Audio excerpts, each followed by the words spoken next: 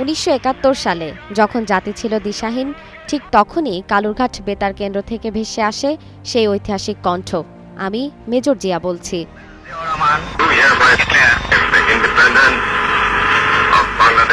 1936 সালের 19 জানুয়ারি বগুড়ার গাবতলী উপজেলার নিভৃত পল্লী বাগবাড়িতে জন্মগ্রহণ করেন শহীদ রাষ্ট্রপতি জিয়াউর রহমান। ডাকনাম ছিল কমল।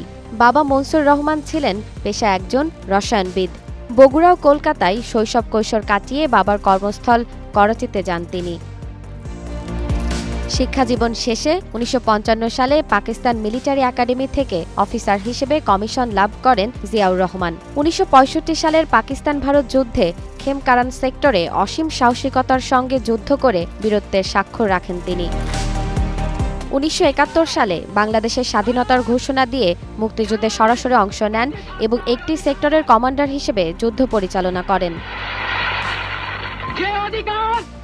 সময় ও বাস্তবতার প্রয়োজনে 1978 সালের 1 সেপ্টেম্বর 19 দফা কর্মসূচি সামনে রেখে প্রতিষ্ঠা করেন বাংলাদেশ জাতীয়তাবাদী দল বিএনপি। রাষ্ট্র ক্ষমতায় গিয়ে তিনি দেশে বহুদলীয় গণতন্ত্র, বাক ও সংবাদপত্রের স্বাধীনতা প্রতিষ্ঠায় ভূমিকা রাখেন। অর্থনীতি পুনর্গঠনে তার 19 দফা কর্মসূচি খাল খনন ও কৃষি বিপ্লব, শিল্পায়ন এবং মুক্তবাজার অর্থনীতি দেশের চাকা সচল করে। তার হাত ধরেই শুরু হয় তৈরি পোশাক শিল্প, যা আজ দেশের প্রধান রপ্তানি খাত। সংস্কৃতিতে নতুন কুড়ি, 21 পদক ও স্বাধীনতা পুরস্কার প্রবর্তনের মাধ্যমে তিনি জাতির মনন গঠনে ভূমিকা রাখেন।